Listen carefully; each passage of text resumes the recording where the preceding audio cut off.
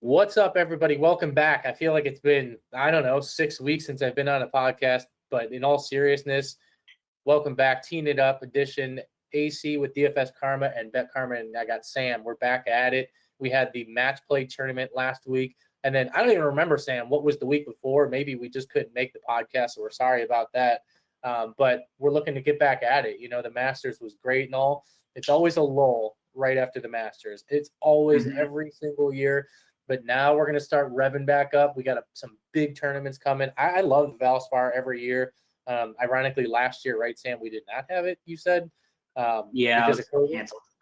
Yeah. So Paul Casey, you're going to hear him this week. I mean, is he even in the field? I mean, I haven't even checked. Sorry, it's Monday. This is going to be a fun podcast. We're going to keep it to 30 minutes. As always, you can find our content, our projections portal at dfskarma.com. The core plays come out on Wednesdays, obviously. You can tail us. That's under the subscriptions options. And then our bets you can tail at betkarma.com. And Steven's article gets posted there with some of our picks as well at betkarma.com. So enough of the housekeeping talk. Sam, how's life been? How much have you aged? What's new? Sorry, people.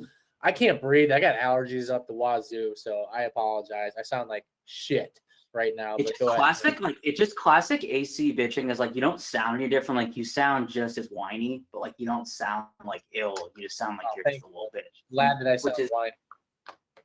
Yeah, I mean it's just like your normal. If people, I mean, you guys don't realize like when he yells at us daily, it's like this is the whiny crap that we have to deal with. It's really annoying. But yeah, I mean, dude, we need to cancel more pods because like RBC, like I dominated for like the first time in like a couple of weeks. Like I had a really strong 6-6 that like naturally fell apart on the back nine on Sunday, but that's to be expected. But yeah, I mean, we're in a good run. Ever since they changed a couple of years ago that the PGA Championship to be in May, I feel like the lull is way better than it used to be. Because it used to be like the Masters and then like now to the US Open was like the next massive tournament in June. But right. Yeah, this is a good one. This year, I mean, JT's playing, which is cool. I wouldn't say the field is like stacked, but I think it's pretty strong. I mean, we were talking about this pre-pod. It's pretty funny. I was talking with my friends earlier today. Like, Corey Connors is like third in the betting odds, which is like hilarious. I love him, but why? I don't get it. There's so many good players. I don't know, dude. Yeah, Vegas must be worried about him winning or something because like he should not be higher odds than like Paul Casey, who's literally won this the last 2 times. Like, I don't really know, but. I mean, let's call a spade. I mean, Corey Connors is a baller, and we've been talking about him for 2 years. Yeah. It's like, I mean, but yes, to your point, he should not be that high in the odds. No, I mean, it's like literally JT, then DJ, then him. It's like, no, that's not the same caliber player. But yeah, this course is interesting. I mean, again, like we said, it wasn't here last year, or we didn't have it last year, but it's interesting because you can score on it, but it has it's weird because the par 71, but it has 5 par 3s, and they're all like really hard. So even though I think it can be kind of noisy to like analyze par 3 scoring, I will look at it this week for sure. And then more importantly, it's that proximity range of like 175 to like 225, which is where the approaches come on the par 5s, where all the par 3s are between, and then.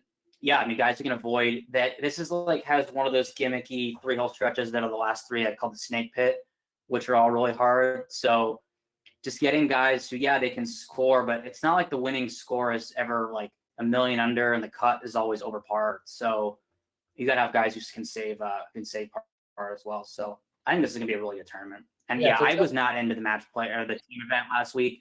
I didn't really even watch it. I don't care.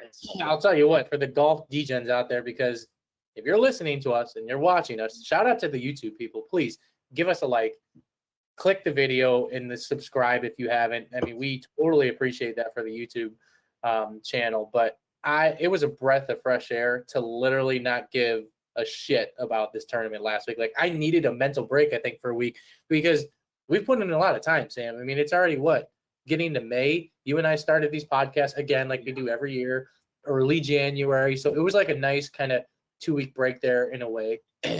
But ready to get back at it. Love the Valspar. Let's start talking shop.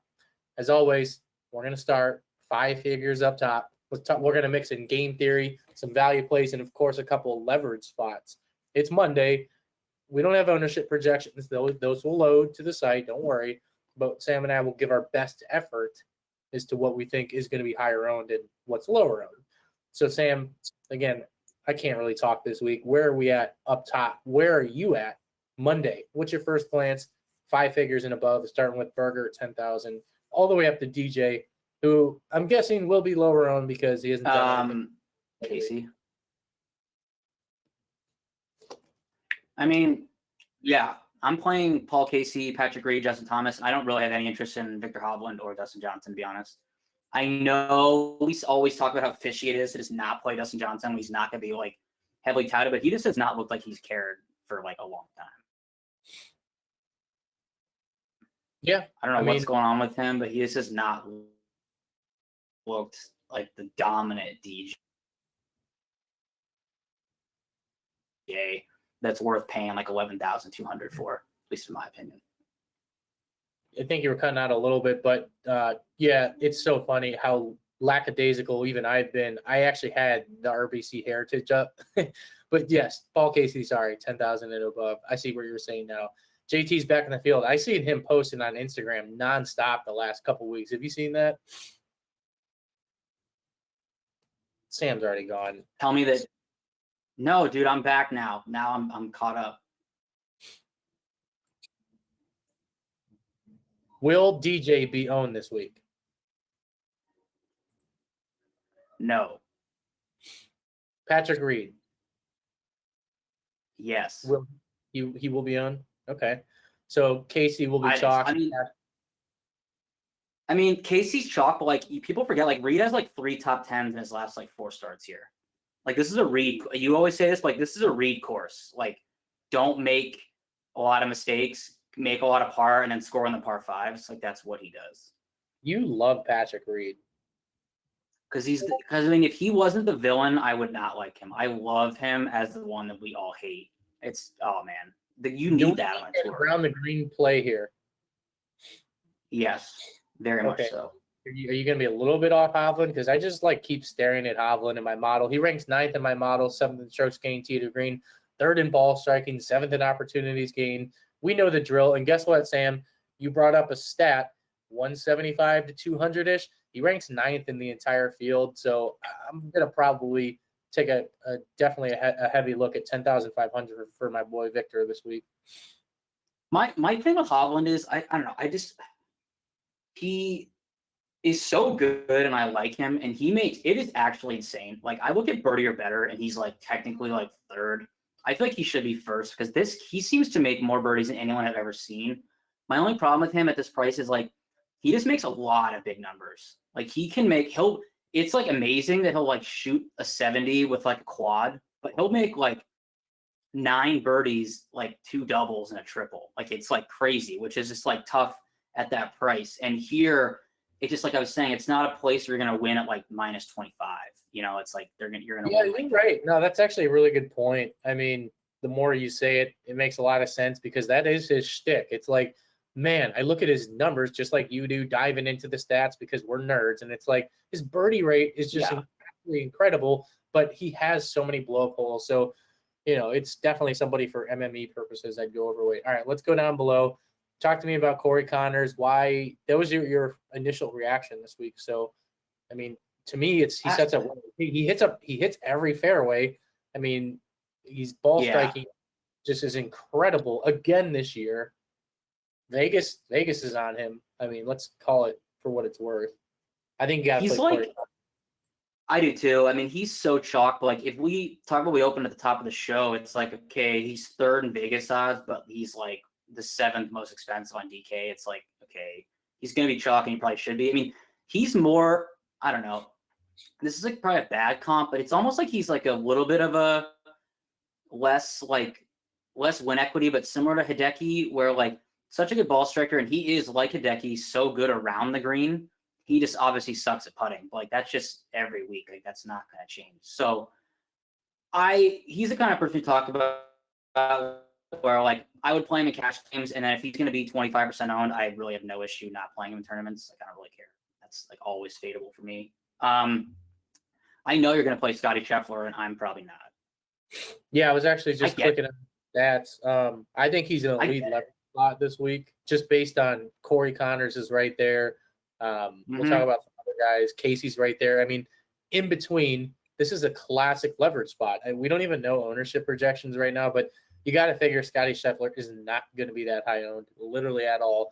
I think it's probably already, just without even studying the slate, probably the best leverage spot of this. Anything above 8,500 this week is probably starting a lineup with Scotty Scheffler, to be honest. I mean, people that listen to us, like, it's not always about just the cash build. Like, yes, Sam and I love making a cash lineup. We do. But you ain't going to win anything with just a cash lineup unless you are truly putting in two guys that are like 2% owned, which I do a lot of at times. I try. But Scotty Scheffler, man, like, you want to win a GPP, fade Paul Casey, fade Corey Connors, start with Scotty Scheffler. And the rest of your lineup, honestly, probably could be chalky, if I had to guess. I mean, okay, like, I think the only other person I could see being high, are you going to play Answer? So he's another guy. He fits the mold. Again, it's Monday. I've been kind of out of DFS. I made a lineup last week. I don't even think I looked at it because I was out of it like in the first 30 minutes. The week prior, I cashed in cash games, but I didn't really have anything going. And I feel like I haven't been in the trenches, and I love being in the trenches for golf. It's my favorite DFS sport. This to me screams like an Answer course without even looking. I mean, and now I'm pulling up the numbers. I mean, in the model I'm looking at, he ranks second in this model. I mean, he doesn't bogey much. I mean, in fact, he ranks first in the entire field, go figure, in bogey avoidance. Fifth in strokes gained tee to green, fifth in ball striking. And he's both top 10 in fairways and greens and reg. And this is in the last 12 weeks. So he's like really playing well for this type of course, ironically and specific. People like love Abe Answer at this point. I mean, he's going to be mega chalk if I had to guess on a Monday in 9,300. I agree. It'll be Paul Casey, Corey Connors, Abe Answer. I don't even know who's the cheap guys, but that'd be like a very popular build if you could build one. I don't know. I really like Sungjae Im. Yeah, it's hard not to like him. That's like who I think is gonna win. I don't get him right as many. I feel like a lot of people in the Twitter universe and DFS like get him right. I don't know. Like, I actually really like him a lot. I guess the weeks I play him, I don't get him right. And the weeks I'm on him, I don't know. I mean, if you're the Sungjae whisperer, then so that's be why it. I don't play. That's why I don't play Scotty Scheffler. Because whenever I play him, he misses a cut. He has like 4 missed cuts ever. I think. Yes, you're right. He's volatile now. I'll give you that. Yeah. I like Sungjae a lot. He just plays well in Florida. He's number 1 in strokes gained putting on Bermuda, 3rd in strokes gained short game, which is a good fantasy national stat. I don't know if he's going to be chalk because he played well at the Masters and played well last week with Stenson, but like Justin Rose is a really good play. Yeah, I mean, are people going to just think that that was an aberration at the Masters? And there's no data collecting right at the Masters. I mean, correct me if I'm wrong. That's the funny thing. It's like his last 2 tournaments he's been the best have been 2 ones where there's no strokes gained stuff. So he should look pretty not good in models, which is good. It's actually a really good call because if he is lower owned, I mean, I don't know. I mean, people in DFS are so weird. Like, I can just see it almost at people probably almost feel like he won because he was there. He was there all weekend. He had that incredible opening round. And you know what these DFS people do, Sam. They fade people that do well the weeks prior who probably weren't supposed to do well. But you and I talk on these podcasts all the time. At least for me, I like interviews. Justin Rose clearly said multiple times throughout the week that he physically was much better and he physically felt turning the corner. He did say he wasn't completely there, like all the golfers say. I love hearing things like that. To your point, he's probably a really good play this week, but it's probably obviously not a cash game play. I mean, definitely a great leverage spot. Well, I think he's good leverage because I think the chalk right next to him, who should be chalk, who I like a lot, also is Jason Kokrak. I mean, he's just playing really well, and he finished his last 3 starts here, or his last 2 starts are 2nd and 8th. Is he not the most underappreciated golfer in literally the PGA Tour? I don't think I've ever seen him on TV, and he's seriously top 10 almost every week. Well, because ever since, my biggest bet I want to watch, because I'm having a really bad betting season, is that when he won his first event last fall, and ever since then, he's been like on a tear. He's been like finishing top 10 like everywhere. Hey, he's kind of a stud. The more I look at this field, there are a lot of good players actually here this week. I mean, players that just can. I mean, I don't even want to talk about Bubba, but like you talk about Bubba Watson, like the dude could just win here. Let's be real. I mean, yeah, it's not probably a great play on paper, yada yada. I get it. Your boy, you're always on Russell Henley, and like he's been doing pretty well. I mean, he ranked 17th in my model.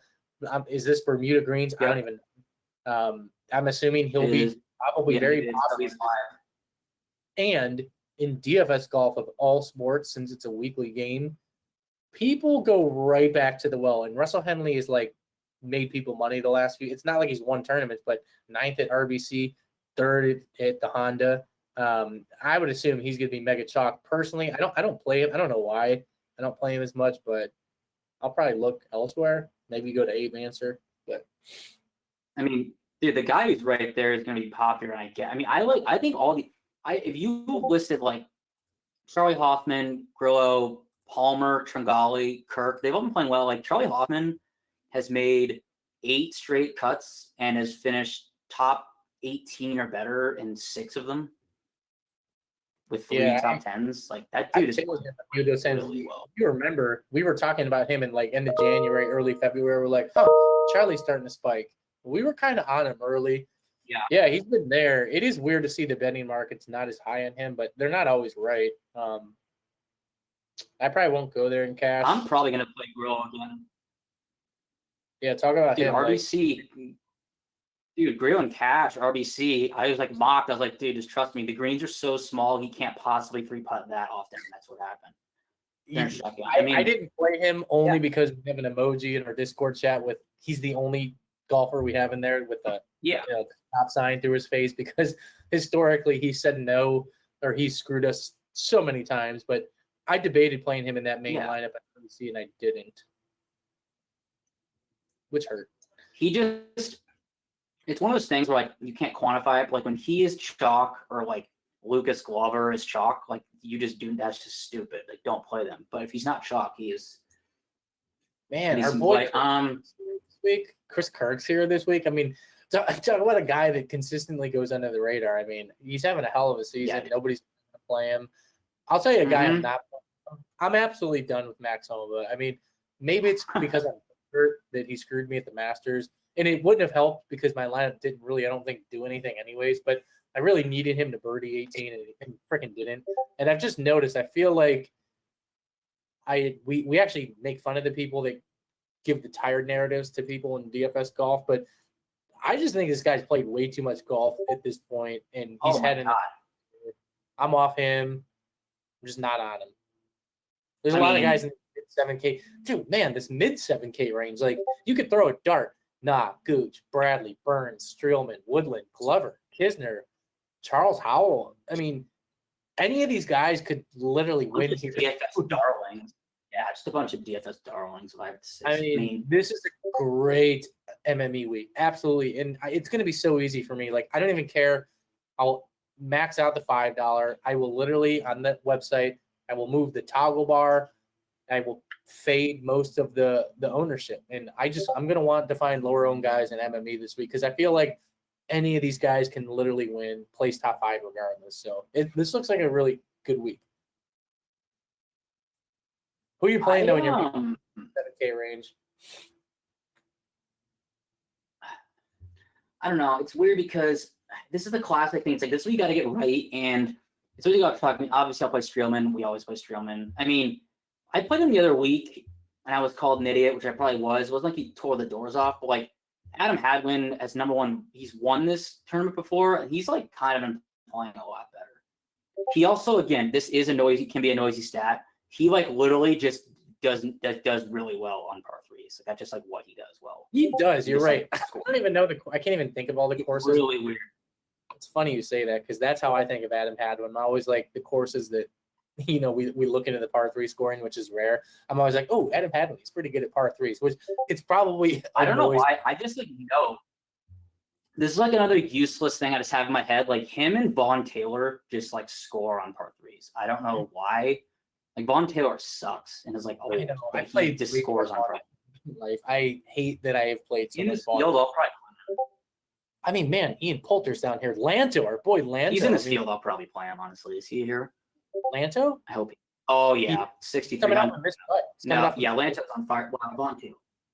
Lanto's a guy that people won't play because he doesn't top 10 things. That is the thing. I mean, he's kind of like top 25, top 30, but he's very consistent. I mean, for his price point, he scores DraftKings points too, which I like. I mean, but to your point, you don't really want to blow up this week. I can already tell you as we move down the list, Doug Gim at 7,300. Doug freaking Gim. This guy's going to be mega popular. I'm kind of done with Doug Gim. I'm sick of playing him. He's chalk every week. I'm just over it. This is why I'm laughing because I'm with you. It's yes, his stats.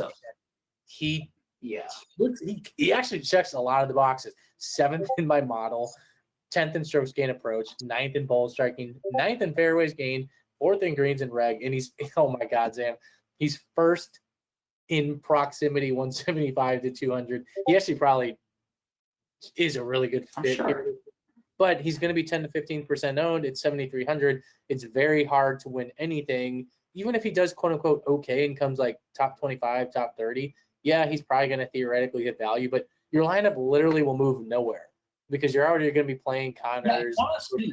It's one of those things where Doug Gim probably given current form will do better than the guys around him like Snedeker, who actually played a little bit last week, or Uline, or Danny Willett, or Sam Horsfield on the Euro Tour, Mackenzie Hughes. But at the same time, his range of outcomes, the fact that he will be, if he's 15% owned and his likelihood of winning is sub 1%, that is completely a negative EV play. It just doesn't make any sense. I mean, just because of all of the options around and the likelihood. I mean, at that point, I would rather just keep playing Patton Desire. He burned me in my best RBC line. Oh my God, I was tilting my face off about that one. Yeah, I can't believe my main lineup at RBC. He had 5 guys in the top 12, and then Desire. I was like, oh my God, I cannot believe he was that popular, man. I mean, honestly, that was shocking to me. I knew he was gonna be a little bit owned, but when I saw that, I was like, geez, what a bad play. I missed that too. You made a bad play. Sorry, Sam. But then again, I don't know the rest of your lineup, so maybe it wasn't a bad play. There's a lot of guys. I mean, how about this? Again, I did not watch anything as we get to the end of this podcast here. We'll kind of rapid fire through some of the 6K range. But here's a guy I just kind of saw, check the leaderboard because I'm a degenerate. Charles Schwartzel, 7,100. To me, this is a Charles Schwartzel track. If he played well last week, I don't even know the stats, but I saw him kind of lingering. Schwartzel, dude, they would have won if Louis hadn't choked. Why wouldn't we play Charles Schwartzel? He'll be 2% owned this week, probably 1% because nobody will play. We won't play Charles Schwartzel because he's not really good anymore. That's I know, but I'm just saying, he's coming off a good week. He's won here in 2016. He's got great course history. I mean, he did miss a cut in 2019, big deal. But I don't know. I mean, can I interest you in Jonathan Vegas at the exact same price, who's way more likely to? I would never play Jonathan Vegas on this track. I just would never play him on this track because I could not be more in on Johnny V. No, I'm not. Just Johnny V's a mistake this week, in my opinion. No, of course he's a mistake, but that doesn't mean I'm not going to play him. I mean, dude, fine, I'll play him in the optimizer. I'll get some exposure, Sam. I'm just saying, because the reason he won't be owned because his last 2 miscuts were number 1 last week. I don't care about a miscut last week, whatever. No. And then previously before that, it was some garbage. It was the one right before the Masters, and then he didn't play. So it's I don't really care about that. I think he is going to win. So while I go through this, but I do like him. Well, I mean, the 6K range to me is an absolute atrocity of a dumpster fire, the epitome of it. I'm going through it right now, and I mean, yes, some of these guys are going to make the cut. Some of them will overperform, but let me just read. I'll just literally gut check. And then if you want to add, subtract, or just give your 2 cents, here's some guys I think might be owned, could have some upside. Chase Seifert, 6,600. People play him a little bit. He actually fares out okay. Doc Redman. This course rewards fairway hitters and Ches. Go ahead. Ches. Go ahead. Kyle Stanley. I'm not even going down that path, even though I know he fits his course. The play is Cameron Percy. What's his price? Yeah, dude, he's like the go play. How about Bryce Garnett? Dude, you like him? The shortest hitters win. Bryce Garnett. Oh yeah, I play Cameron Percy a lot. I mean, Sloan Ranger. He ranks number 3 in the entire field in fairways hit and avoiding double bogeys. And he's first in par 3 scoring. That's epic. That's wow. That's a galaxy brain player right there. Bryce Garnett. I know we've talked about him in the past, but dude, I play Bryce Garnett a lot, which is like not a good thing, but I play Brian him a lot. Stewart, Brian Stewart, 6,500. Who else is down here? Fairway finder guy. He's been in a slump. He's been in a slump. I've been off Brian Stewart. You're right, Cameron Percy. I subbed him out. Dude, know who's kind of a GOAT play? Maybe got some confidence last week. Even though I just said last week doesn't matter. Scott Stallings. Roided up Scott Stallings. He is roided up. I was just about to say Popeye's forearms are freaking massive. I mean, he's actually really interesting to watch because he can crush the ball. He's changed his game. I mean, he's not the same player. But yeah. Who are the guys in this range? Is Sepp Straka I'll play, and then I'll probably once again play Sam Ryder and have him shoot 50 over. Yeah. Dude, the tilt I had when I did not play him for the first time in like 7 tournaments and he finished like top 5, I was like, this is unbelievable. I was like, this is actually like, he owes me. Whatever. There's a lot of bad players in this range. But again, some of these guys will surprise to the upside like they always do. I would highly encourage, as we finish out this podcast, check out the projections portal. The data itself actually is smart enough because Sam made it smart enough. It'll extrapolate in the karma value section some of the stronger plays if you do want to take some shots in the 6K range, because that is how you actually win tournaments, is finding the guys that are like 2% owned. But again, in the 7K range, there's a lot in the low 7K range. Like, you don't really have to go to the 6K range. So that's just my 2 cents. It looks like an interesting week. I really am curious to see how the projections portal showcases ownership up top this week. I really wonder if like a DJ or Victor is going to be really low owned. I just don't know. I mean, I just feel like DJ's not going to be as high owned as we think. It's really an interesting play. I think DJ is going to be low owned. I think DJ is going to be low owned only because he hasn't been like lighting the world on fire, and with this not being like quote unquote a course where you need to pull out the driver all the time, I feel like he'll be even lower because of that. Yeah, DJ. I'd say the highest owned guys will be Connors, Casey, JT, Kokrak, and then I don't know, some chump who's in the 7,000s who everyone gets obsessed with when like 3 touts talk about him. All right, that's it, Sam. Anything else? Yeah, who's your winner? I will go with my winner. I kind of was hyping him up a little bit. It's not a top play, but it's not a low play. I think like this is a course that Abe Answer can come away with and pull that victory he desires. I'm going Sungjae. Right there, same price point in DFS. I like it. All right. Good luck this week, everybody. Again, if you have any big wins, obviously give us a shout out. You can access everything we've talked about, content, core plays, the projections portal, dfskarma.com and betkarma.com. Good luck.